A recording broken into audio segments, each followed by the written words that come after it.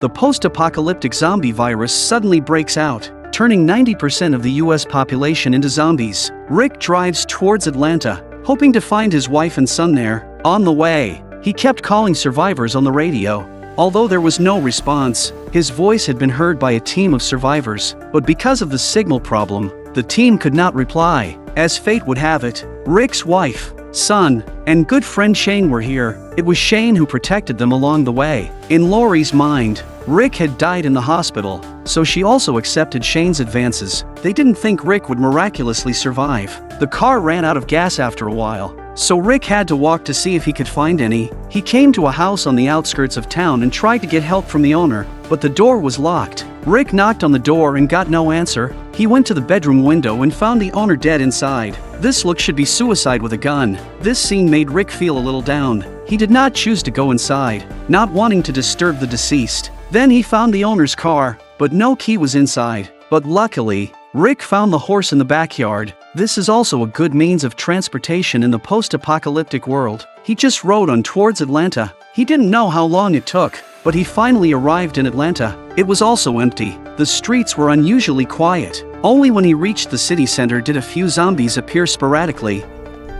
It does look like there are signs of an army garrison here, and it was obviously taken over by zombies at the end. When he didn't know where to go, there was the sound of a helicopter in the sky. He saw the reflection of the plane on the glass of the building, and Rick hurriedly rode his horse and accelerated in that direction to catch up. He rode his horse and ran while watching the plane's movement, unaware of the situation ahead.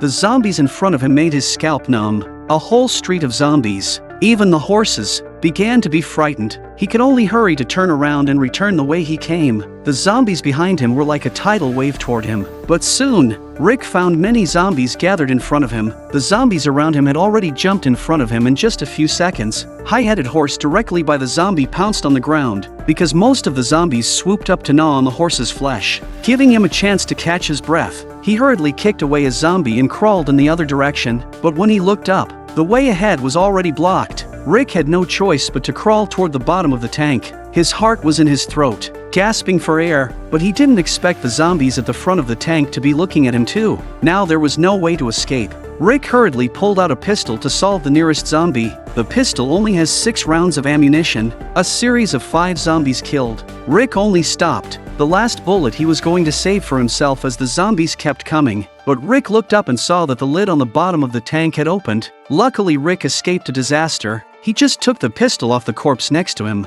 and the corpse woke up. Panicked, Rick immediately fired. A feeling of dizziness came over him, and after a while, Rick finally recovered. He poked his head out of the top of the tank and saw his weapon wrapped in the zombie swarm. He was thinking of getting his guns and ammunition to break out, but now it was impossible to do so. Soon a few zombies climbed right up to the tank, and Rick had to go back inside again. The zombies surrounded him. As he was thinking about how to get out, the radio inside the tank came on. Rick realizes that maybe the people outside have a way for him to get out. He immediately picked up the walkie-talkie and started talking back, asking the man to help him, but Rick's situation is really not good. The man then says there are not that many zombies on the street to the right of the tank, so run over there before they react. He will be there to meet Rick. Rick listened and found bullets and a grenade on the dead soldier. Rick opens the lid of the tank.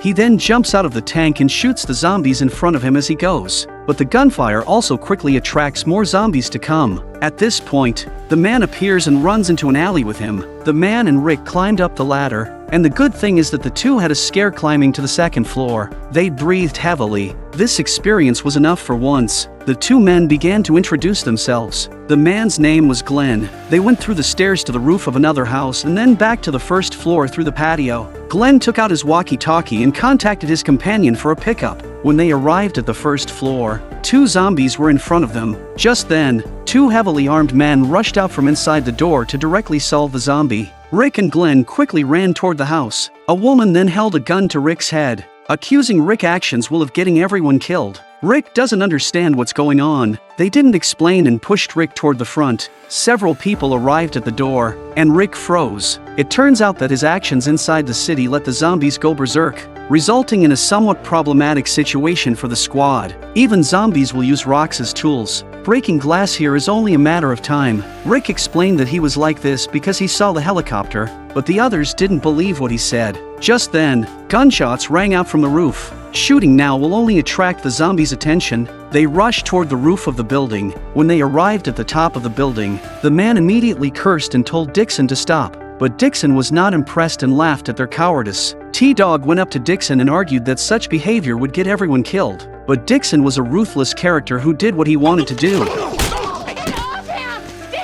Rick tried to stop him but was knocked down with a punch. Dixon continued to beat up T-Dog. Dixon even pulled out a pistol and tried to shoot him, which is a madman. At this point, Dixon raised his hand to vote that he should be the team leader. Several people were afraid of the weapons in his hands, so they had to raise their hands and agree. Seeing such a result, he was very satisfied. At that moment, Rick knocked him down with the butt of his gun and then leaned his right hand against the hose. Rick patiently persuaded him that he should unite to survive, but Dixon had a face of disdain. Rick was also no longer polite, with a gun directly against his head. As if sensing Rick's killing intent, Dixon fell silent.